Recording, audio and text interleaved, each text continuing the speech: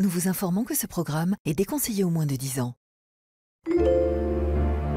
À Chicago, une riche héritière disparaît sans laisser de traces. La police ne comprend pas qu'une personne de son rang se volatilise de cette façon. 12 ans plus tard, un procureur tenace reprend l'affaire.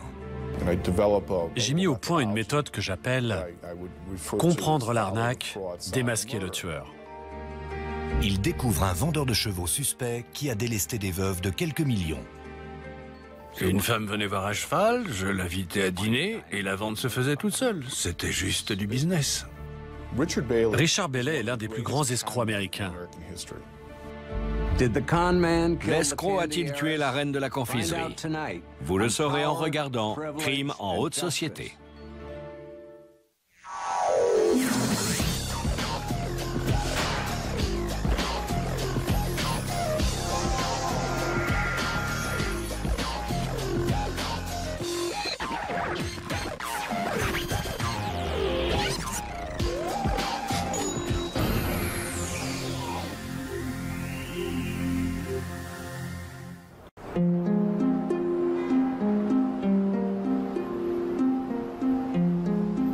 En février 1977, Ellen Brack, l'une des plus grosses fortunes de Chicago, sort de la clinique Mayo et entre dans l'histoire criminelle américaine. Cette femme excentrique de 65 ans est attendue en Floride une semaine plus tard, mais elle n'arrivera jamais à destination. Malgré une enquête de plusieurs années, la police ne parvient pas à découvrir ce qu'Ellen Brack est devenue. C'est incroyable, mais encore aujourd'hui, personne ne sait ce qui s'est passé, ni où se trouve le corps. Ellen Brack laisse derrière elle une somptueuse propriété, 5 voitures de luxe, dont une couleur lavande, une douzaine de chiens et une bonne raison de la supprimer. Une fortune de 30 millions de dollars.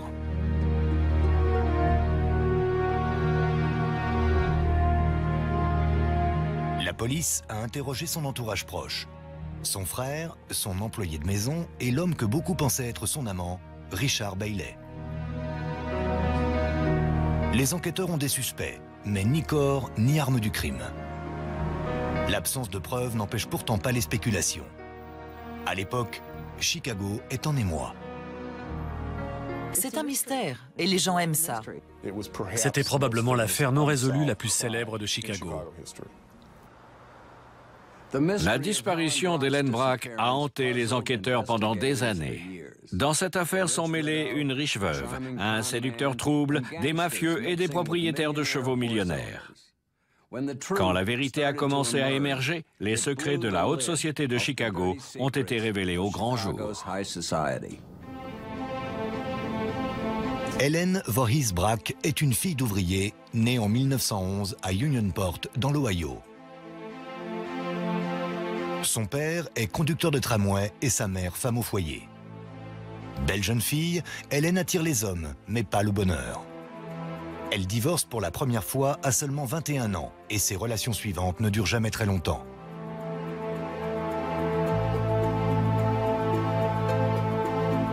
Pendant 17 ans, elle vit de petits boulots dans l'Ohio et n'a pas de perspective d'avenir. En 1950, elle part en Floride en espérant y trouver une vie meilleure. Ses souhaits sont exaucés presque immédiatement.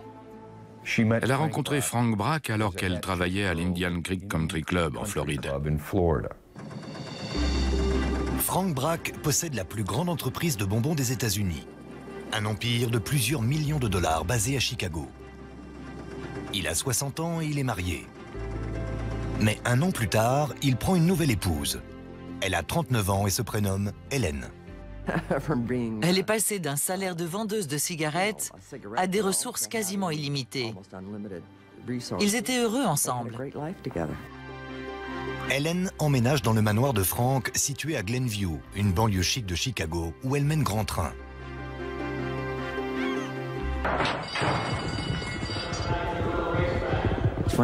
Frank avait des chevaux de course. Il lui a fait découvrir le milieu hippique. Il dînait avec d'autres propriétaires de chevaux dans les tribunes des hippodromes de Floride et de l'Illinois. Ça leur plaisait. Helen et Frank multiplient les allers-retours entre leur propriété de Chicago et leur grand appartement en Floride. Ils la couvrent de cadeaux, des antiquités, des bijoux et des voitures de luxe, qu'elle préfère roses et blanches comme les bonbons de son mari.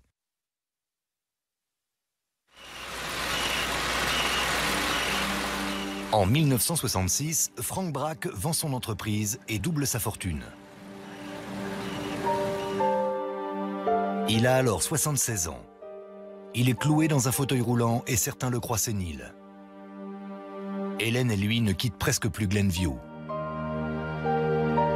En 1970, Frank Brack meurt et laisse un héritage d'environ 30 millions de dollars à sa femme. La fille pauvre de l'Ohio épouse un riche homme d'affaires et hérite de sa fortune chiffrée à 30 millions de dollars. Elle ne s'est jamais sentie à l'aise parmi l'élite de Chicago. Maintenant qu'elle est seule, elle se renferme et devient de plus en plus excentrique.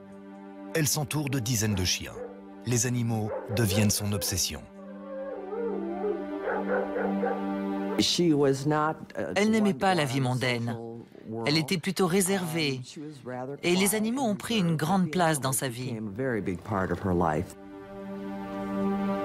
La personne la plus proche d'elle est son employé, Jack Matlick.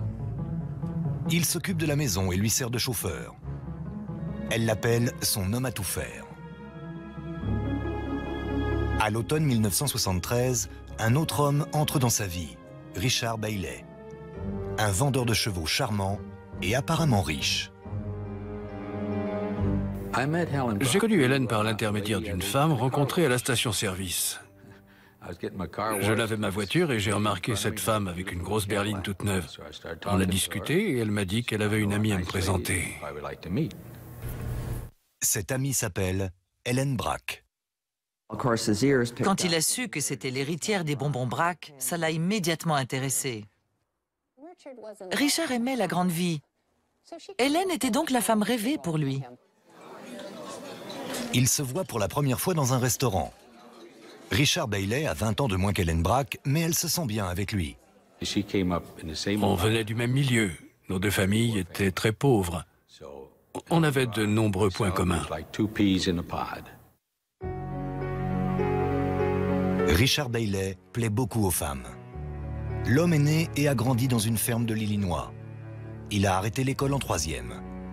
Il a exercé différents métiers comme professeur de danse ou moniteur d'auto-école. Mais sa spécialité reste de séduire des femmes mûres et fortunées.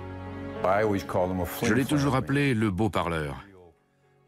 Il n'était pas très brillant, mais c'était un redoutable séducteur. Et tout le monde le savait. À toutes, il disait « Vous avez beaucoup de classe ». Une fois, je lui ai demandé ce qu'il trouvait à ces femmes plus âgées. Il m'a répondu que toutes les femmes avaient quelque chose de charmant en elles. Alors il se concentrait sur l'attrait de chacune et pensait à l'argent. À l'époque où il rencontre Helen, Richard est vendeur de chevaux à Chicago. Il use de son charme pour conclure les transactions. Bailey se montrait galant et serviable. Et lorsqu'une riche célibataire commençait à lui faire confiance, il lui vendait un cheval. Inévitablement, la femme finissait par comprendre que la bête ne valait rien et que Bailey l'avait trompée. Une femme venait voir un cheval, je l'invitais à déjeuner ou à dîner, et la vente se faisait toute seule. C'était juste du business. Helen semble apprécier la compagnie de Bailey. Ils sont tous les deux issus de familles modestes et avec lui, elle peut être naturelle tout en profitant de la vie. Je venais la chercher chez elle, je l'amenais à mon appartement de Lake Point Tower et je lui préparais des côtelettes d'agneau, son plat préféré. J'avais une vue panoramique sur Chicago et elle adorait ça. Helen Brack est généreuse avec Bailey. Elle lui fait de nombreux cadeaux et l'emmène en vacances. Lors de l'un de leurs voyages en Floride, Helen lui dit qu'elle envisage d'acheter des chevaux. Elle aimait les animaux et adorait les chevaux. C'était un moyen de s'occuper après la mort de son mari. En un an, Helen Brack achète 3 chevaux à Bailey, pour un total de 95 000 $. Les bêtes en ont seulement coûté 18 000 à Bailey. Les chevaux ne gagnent aucune course, mais Helen semble peu s'en soucier. C'était sûrement sa manière d'aider financièrement Richard. Et ça lui offrait la possibilité de passer un peu de temps avec lui.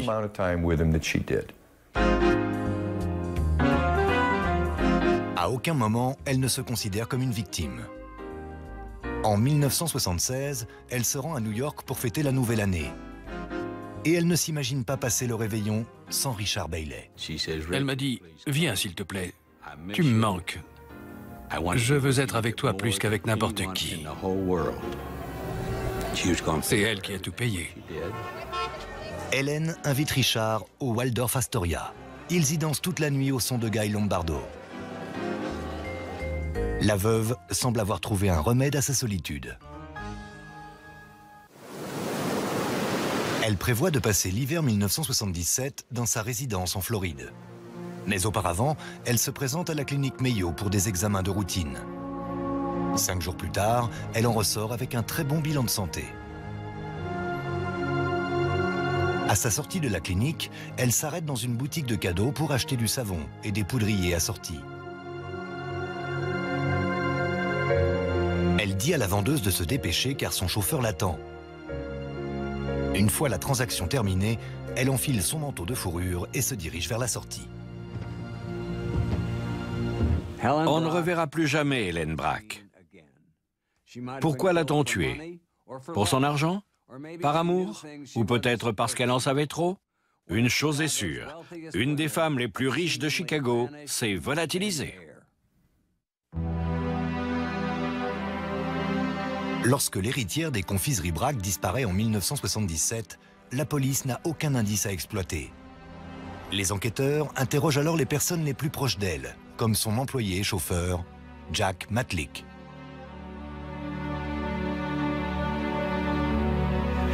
Helen Brack l'appelait son homme à tout faire.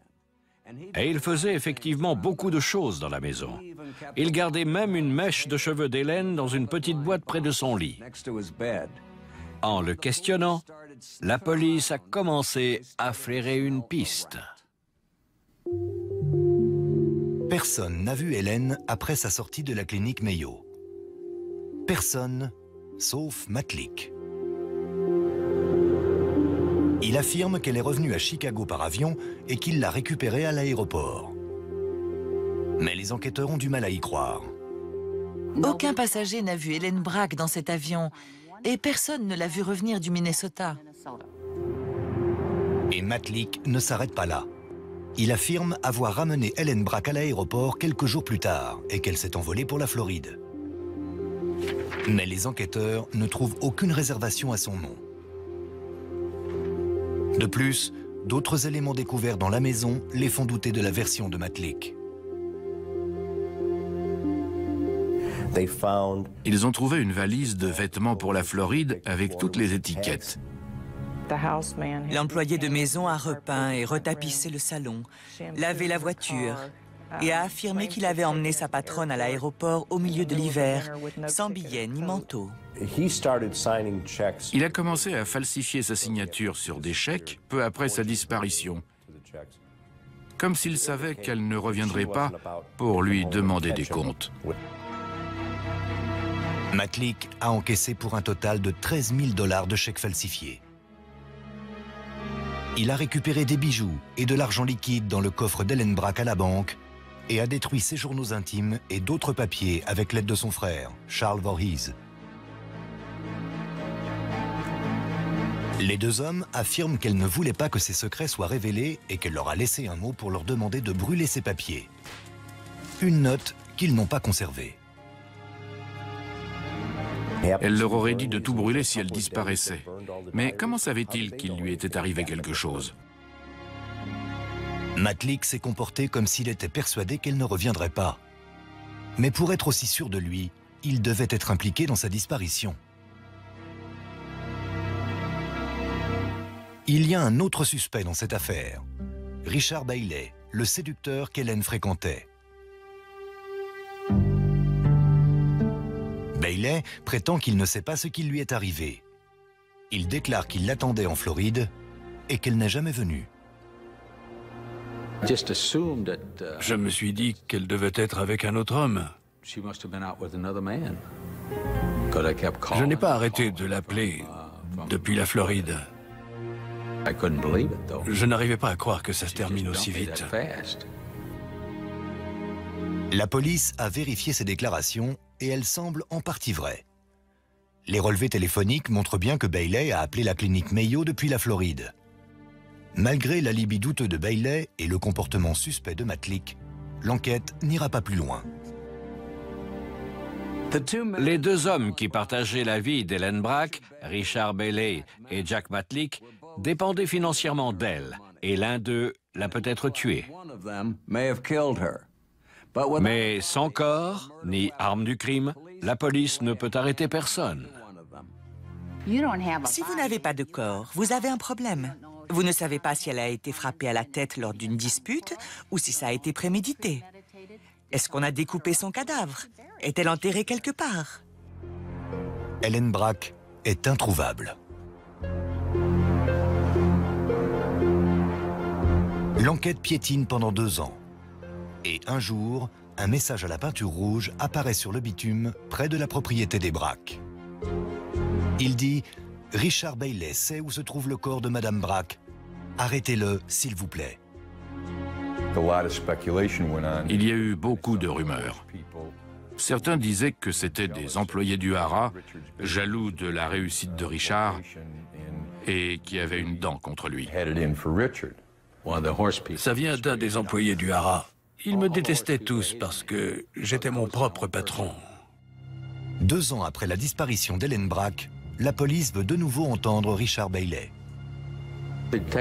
La police de Glenview est venue pour me poser des questions, mais mon avocate m'a dit de ne pas répondre. L'affaire est au point mort. Sans cadavre, sans mobile, ni arme du crime, la police ne peut pas prouver qu'un meurtre a bien eu lieu, ni accuser Bailey. En février 1984, 7 ans après sa disparition, Ellen Brack est officiellement déclarée morte par l'État de l'Illinois. Selon ses dernières volontés, la plus grosse partie de sa fortune, environ 30 millions de dollars, revient à des associations de défense des animaux. Le frère d'Ellen, Charles Voorhees, hérite de 500 000 dollars. Jack Matlick reçoit 50 000 dollars. Pendant les 10 années suivantes, l'enquête fait du surplace et la légende de l'héritière disparue grandit. Elle a suscité beaucoup plus d'intérêt morte que vivante. Tous les habitants de Chicago qui lisent les journaux, écoutent la radio ou regardent la télé connaissent le mystère Ellen Brack. C'était l'affaire non résolue, la plus célèbre de l'histoire de la ville. Et en 1989, l'affaire va de nouveau faire les gros titres.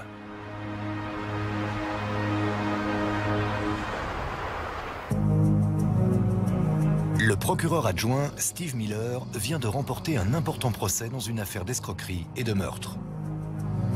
Il entend parler d'une certaine Barbara Morris, qui poursuit en justice un vendeur de chevaux qui lui aurait soutiré 50 000 dollars. Il n'avait pas de casier judiciaire et il n'avait jamais été arrêté. Mais on disait de lui qu'il n'en était pas à son coup d'essai et qu'il avait fréquenté Ellen Brack. Miller est originaire de Chicago et il était étudiant en droit lorsqu'Ellen Brack a disparu. Cette affaire l'a toujours fasciné. Quand j'ai compris qu'on avait les éléments pour rouvrir le dossier Brack, j'ai foncé. Steve Miller n'est pas un débutant. Il sait que escroquerie et meurtre sont de bons compagnons. Alors il a suivi la piste de l'argent. Elle l'a mené à un homme dont le nom est associé à de nombreuses plaintes, Richard Bailey. Aucun enquêteur n'a jamais réuni suffisamment de preuves pour accuser quelqu'un du meurtre d'Ellen Brack. Mais Miller espère y parvenir. Qui n'aimerait pas résoudre cette affaire? C'est une garantie de renommée. Miller fouille le passé de Bailey et découvre une série de procès engagés contre lui par des femmes fortunées. Elles l'accusent toutes de leur avoir vendu des chevaux sans valeur à des prix exorbitants. Il faisait passer ses chevaux pour des cracks qui allaient rapporter gros, alors qu'en réalité, la plupart étaient en mauvaise santé. Il mentait à ses clientes. Un nombre plutôt impressionnant de ces femmes accusait Bailey et un groupe de complices de les avoir abusées. Plus Miller creuse, et plus il est convaincu que Bailey est bien davantage qu'un simple vendeur de chevaux malhonnêtes. Douze ans après la disparition d'Ellen Brack, le jeune procureur Steve Miller rassemble des informations sur l'ancien amant de l'héritière, Richard Bailey. Il sait d'expérience que l'escroquerie mène parfois au meurtre.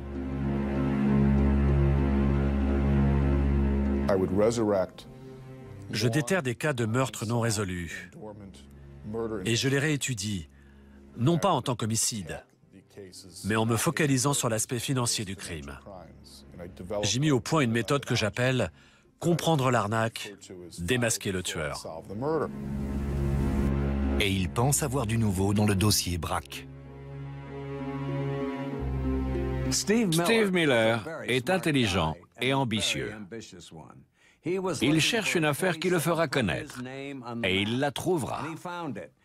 Ce sera la mort d'Ellen Brack. Rien ne manque dans cette histoire. Personnage important, mafia, argent et meurtre. Miller découvre que le manège de Bailey dure depuis de nombreuses années. Il comprend qu'il a affaire à un escroc de talent. Richard Bailey a fait ses premières victimes à Saint-Louis, où il tenait une auto-école. Il soutirait de l'argent aux femmes par tous les moyens. Soit en montant des arnaques, soit en les amenant à multiplier les heures de conduite. Et lorsqu'elles n'avaient plus d'argent, il les laissait tomber, qu'elles aient passé l'examen ou non. Quand les autorités de Saint-Louis rattrapent Bailey, il s'enfuit et déménage à Chicago, où il se lance dans le commerce des chevaux. Il se dit que les chevaux sont parfaits pour extorquer de l'argent, parce que les gens qui s'y intéressent sont très riches. C'était l'endroit idéal pour lui.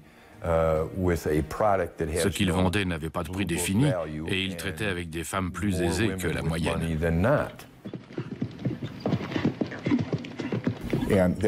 C'est là qu'il a rencontré la famille Jane. Il y a des gens riches dans le milieu du cheval. Les Jane dirigeaient toujours les concours hippiques, parce que tout le monde les craignait. Il s'est fait avoir en achetant un cheval aux Jane. C'est comme ça qu'il a décidé de se lancer dans ce business. Les Jane sont des criminels endurcis spécialisés dans le commerce des chevaux. La police de Chicago les a surnommés la mafia hippique. Ce n'étaient pas de simples escrocs. C'étaient des brutes capables d'aller jusqu'au meurtre pour obtenir ce qu'ils voulaient. Bailey était leur rabatteur. Il leur ramenait les clientes et eux s'occupaient de la vente. Il a trouvé un groupe de personnes avec le même état d'esprit que lui. Ce qui les intéressait, c'était comment se faire de l'argent et comment en soutirer aux femmes. Bailey trouvait ses proies dans les petites annonces des journaux. Sa propre annonce était très précise. Il disait qu'il possédait une voiture de luxe rouge, sa propre entreprise, qu'il aimait les bons restaurants et qu'il était du signe du lion, ce qui était vrai.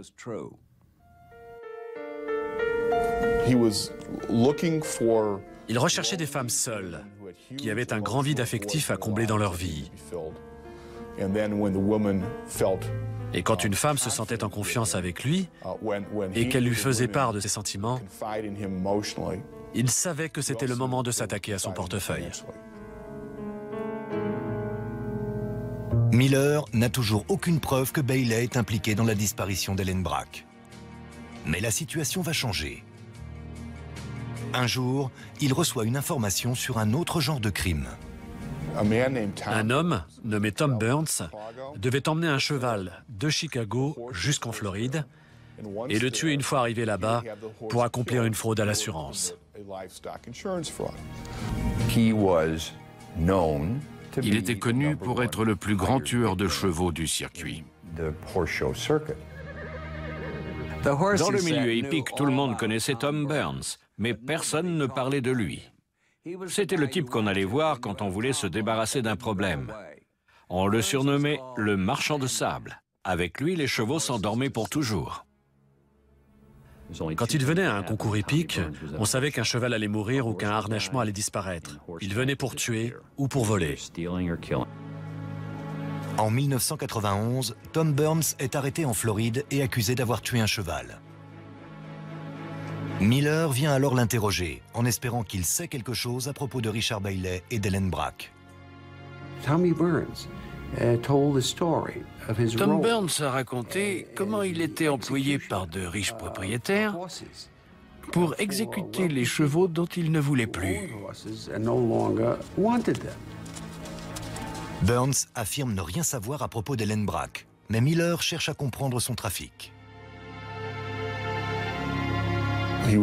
Il tuait des chevaux pour le Gotha des sports équestres, les riches propriétaires. Des gens qui possédaient de vastes propriétés et qui achetaient les bêtes les plus chères du marché. Si un cheval ne pouvait plus concourir, alors il devenait un fardeau inutile pour son propriétaire. Il fallait continuer à le nourrir et à payer ses soins. Burns avoue ensuite à Miller le travail qu'il a effectué pour George Lindemann Jr., le fils d'une des plus grosses fortunes des États-Unis. Lindemann est candidat à la sélection olympique américaine. Il monte un cheval de 250 000 $ baptisé Charisma qui lui pose des problèmes. Il n'arrive pas à en faire un gagnant. C'était frustrant et humiliant pour lui. Son cheval se faisait battre par des bêtes 10 fois moins chères. Si un autre cavalier révélait le talent de l'animal, ça signifiait que George Lindemann, lui, n'en avait pas. Donc, plutôt que de le vendre et d'en acheter un autre, il a engagé Tom Burns pour électrocuter le cheval et toucher la prime d'assurance. Le jeune millionnaire perçoit ainsi 250 000 $. Burns raconte à Miller que des dizaines de propriétaires et d'entraîneurs se défont de chevaux médiocres et récupèrent des millions de dollars.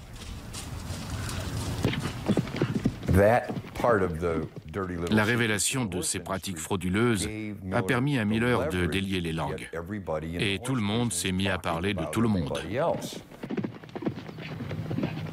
En termes de morale douteuse, difficile de battre le milieu équestre de Chicago. À chaque fois que Steve Miller soulevait une pierre, il découvrait un nouvel escroc. Mais comment savoir qui disait la vérité? Il fallait faire un tableau pour ne pas se perdre entre tous les informateurs. Le plus important d'entre eux était un marchand de chevaux véreux, Joe Plemons. Joe Plemons est en procès pour escroquerie et risque gros lorsqu'il entend que Miller cherche des informations. Il décide alors de conclure un marché. Il lui révèle qu'il sait pourquoi Ellen Brack a disparu et qui sont les responsables. Joe Plemons, qui est devenu un témoin capital, connaissait très bien Richard Bailey pour avoir fait affaire avec lui. Plemons est un personnage clé pour comprendre cette affaire. Ces révélations allaient peut-être enfin éclaircir le mystère entourant la disparition d'Ellen Brack. Après 3 ans de recherche pour monter un dossier contre Richard Bailey, Steve Miller commence à perdre patience. Il est parvenu à rattacher le malfaiteur à l'héritière disparue, mais ne trouve pas de mobile pour le meurtre. C'est alors que la chance lui sourit. Joe Plemons lui apprend qu'Ellen Brack avait démasqué Bailey et qu'elle voulait le dénoncer à la police. La veuve avait fait les affaires de Richard Bailey. Mais si elle révélait ses manigances, il pouvait tout perdre. Il avait donc une bonne raison de la tuer. Nous avions des témoins, pas du meurtre en lui-même, mais de tout ce qui a précédé et de son implication. Nous pensons qu'il a payé quelqu'un pour la tuer. Joe Plemons déclare que Richard Bailey lui a proposé 5 000 $ pour la faire taire définitivement. Cette version des faits plaît à Miller, mais Plemons n'est pas le témoin idéal. Plemons a passé sa vie à mentir et à tromper les gens. Avant d'être condamné pour avoir vendu un cheval 75 000 $ alors qu'il l'avait payé 10 000, Plemons a fait des allers-retours en prison pendant près de 20 ans. Bailey assure que Joe Plemons ment et qu'il ne faut pas croire cet escroc. De son côté, Plemons prétend que c'est Bailey le menteur et l'escroc. Mais ils sont de la même espèce. Steve Miller est convaincu que Richard Bailey est impliqué dans la mort d'Ellen Brack. Il sait qu'il peut se montrer sans pitié. Il a fréquenté une femme nommée Linda Holmwood, qui menait une vie d'une grande tristesse. Elle était divorcée et souffrait d'une addiction sévère à l'alcool. Elle n'avait pas d'amis, et Bailey l'a tout de suite repérée comme étant une bonne pigeonne. C'est ainsi qu'il surnommait ses victimes. Elle était émotionnellement et moralement brisée. Et quand un chevalier servant a débarqué dans sa vie, elle a cru que tout allait changer. Mais tout ce que Bailey a fait pour elle, c'est lui offrir du champagne et lui vendre quelques chevaux sans valeur. Une fois ruiné, il l'a rendue à sa solitude. Bailey abuse ses femmes avec un tel sang-froid que je le crois tout à fait capable de prendre part à un meurtre. Après 5 ans d'enquête, Miller a suffisamment de preuves pour lancer une procédure judiciaire. Le puzzle prend forme. Bailey est un escroc en série qui s'en est pris à une figure puissante de Chicago. Et il a été dépassé par les événements. Elle l'a menacé de le dénoncer aux autorités et de le poursuivre en justice. Et un jour, cette personne a disparu comme par enchantement.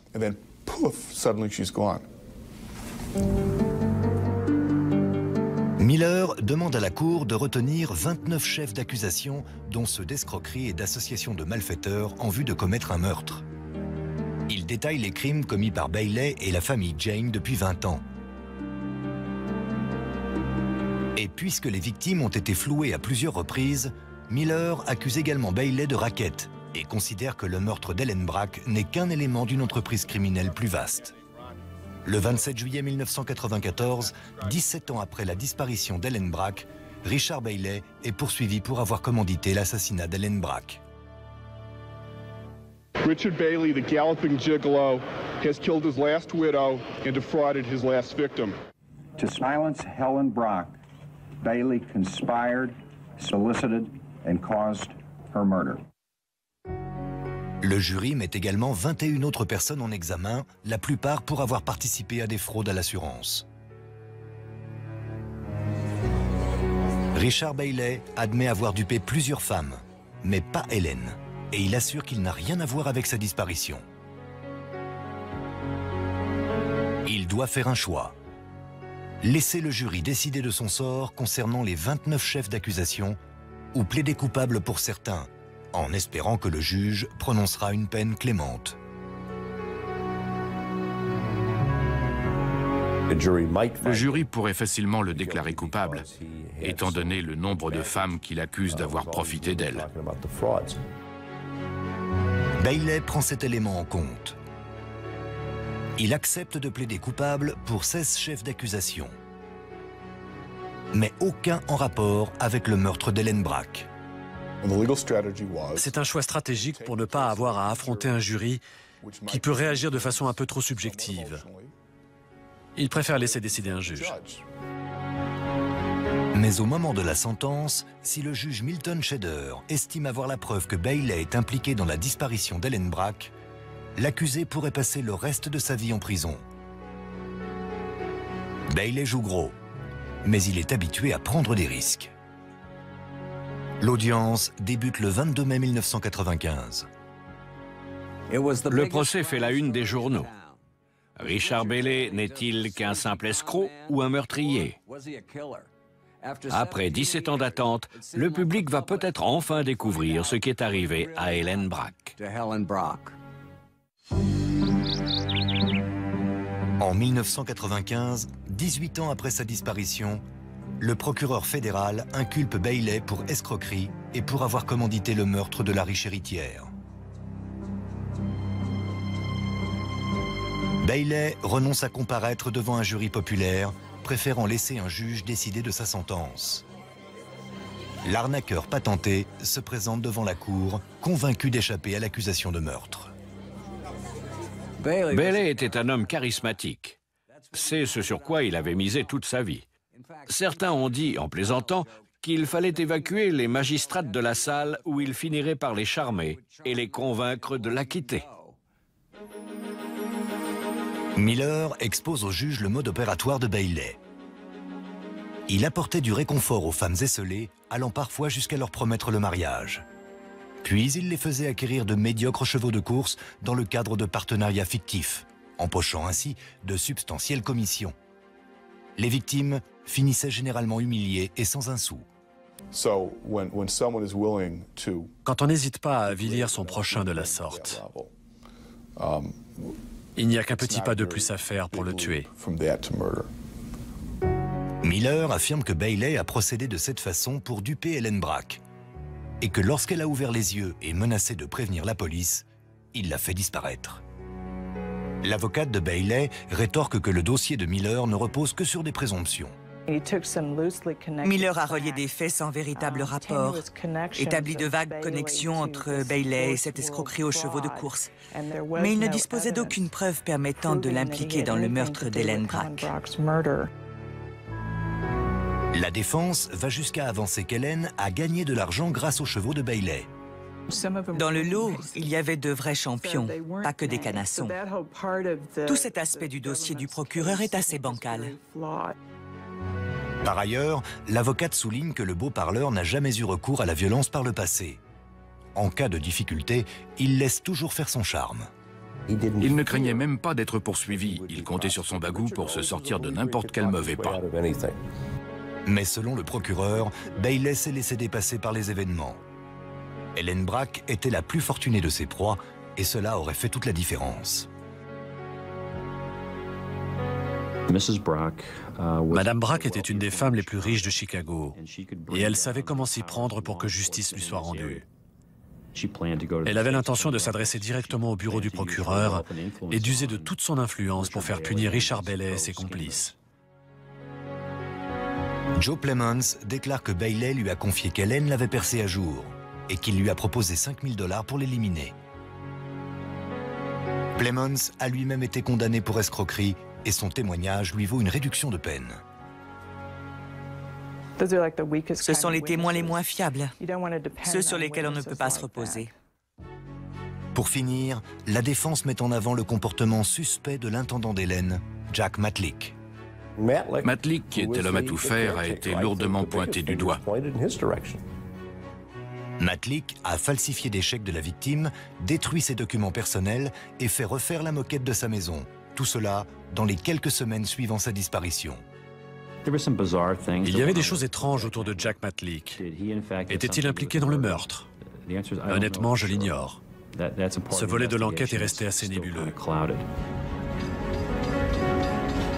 Il explique à la police avoir déposé Ellen à l'aéroport d'où elle s'est envolée pour la Floride quelques jours après sa sortie de la clinique Mayo.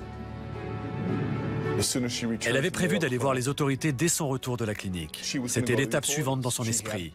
Elle allait faire mettre Richard Bailey derrière les barreaux. Si elle était supposée se rendre au bureau du procureur ou je ne sais où dès son retour, comment se fait-il qu'elle se soit retrouvée à l'aéroport? Pourquoi n'y est-elle pas allée immédiatement? Les agissements de l'intendant auraient eu de quoi éveiller les soupçons de n'importe quel jury. Même le juge se demande pourquoi aucune charge n'est retenue contre Jack Matlick. Mais ce n'est pas lui qui est traduit en justice. Hamilton Shedder ne peut s'appuyer que sur les preuves qui lui sont présentées. Ce sont elles qui sont au centre de tout procès et non la vérité. L'audience de Richard Bailey a été ponctuée d'accusations et de contre-accusations, de spéculations et de questions sans réponse. Au bout de 3 semaines, le juge est prêt à rendre son verdict. Il rédige un rapport de 41 pages pour expliquer sa décision. Le 6 juin 1995, le juge Shader décrète qu'il y a suffisamment de preuves indiquant que Richard Bailey aurait orchestré l'assassinat d'Ellen Brack. Toute sa vie durant, il s'est joué des femmes et de la loi. Il a fini par perdre la partie. Il est condamné à 30 ans de réclusion dans une prison fédérale de moyenne sécurité. Depuis sa cellule, Bailey continue de clamer son innocence. Je ne sais strictement rien de ce qui a pu arriver à Ellen Brack. Si elle pouvait s'extirper de cette tombe, où qu'elle se trouve, je vous garantis qu'elle pendrait Steve Miller sur le champ, sans l'ombre d'un doute. À l'issue des 5 ans d'enquête de Steve Miller, 36 personnes sont accusées de crimes commis dans l'univers des courses hippiques, dont Tom Burns, alias le marchand de sable, Joe Plemons et George Lindemann Jr. Jack Matlick, qui n'a jamais été inculpé dans la disparition d'Ellen Brack, vit désormais à proximité de là où a grandi l'héritière. Et malgré la condamnation de Richard Bailey, le mystère n'est pas élucidé. Il y a toujours des gens pour émettre un avis sur n'importe quel sujet. Et l'affaire Ellen Brack alimente toute une industrie. Pour mettre un point final à cette histoire, il faudrait trouver le corps. C'est une affaire plus compliquée qu'on ne croit. Richard et sa clique n'étaient que la partie émergée de l'iceberg. Tout cela entretient l'aura de mystère qui entoure l'univers hippique.